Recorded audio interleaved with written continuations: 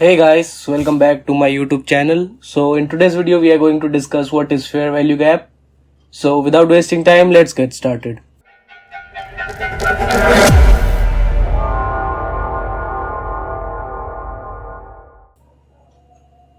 So today we are going to discuss that what is a fair value gap, which is a most asked questions. Okay, so there are three or four types of fair value gaps which you can use in your trading.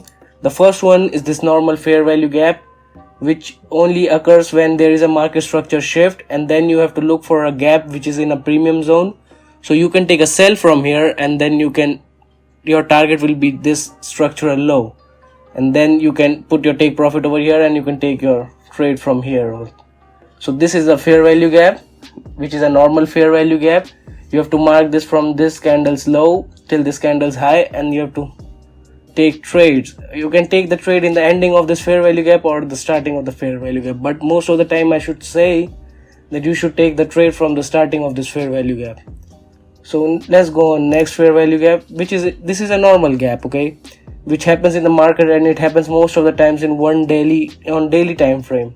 So it will leave a big gap. So what will happen is then on next day or day after tomorrow, it will go and fill the whole damn gap, and then it will go down. Okay, and these are the gaps like which can be reused in the future, like this happened. So like this top, like I should show you one more example. This is also a type of gap. This one, see, it tapped once, but it didn't tap till the half of the way of this fair value gap. It just from a pinpoint it taps and just shorts to the upside, right?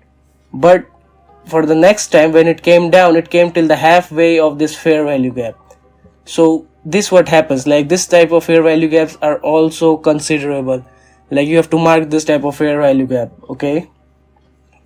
And the last one which I want to say is this liquidity void. Liquidity void is a big fair value gaps which you can see in your market during news or something like equities open in indices. So you will see a big fair value gap like this, okay? So this type of fair value gap should not be used for taking trades.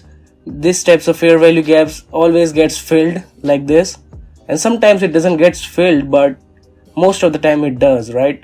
So you have to look for first that this whole liquidity void is filled or not. When this liquidity void is filled, then you have to look for your trades, okay? Then you can take your trades from here and then you can do it, but don't try in this liquidity void to take the trade from the halfway of this liquidity void or something like that, okay? You have to look for first that the whole liquidity void is filled or not. So these were the four types of fair value gaps which you can use in your trading, and you can take your trading to the next level. And I have the detailed video also. This is a shorter version, and I just gave you the overview about the fair value gap. So you can go on my next videos or some, like I made the videos, I put them into my playlist. So you can use those type of video, you can see those videos and you can get a detailed version, okay?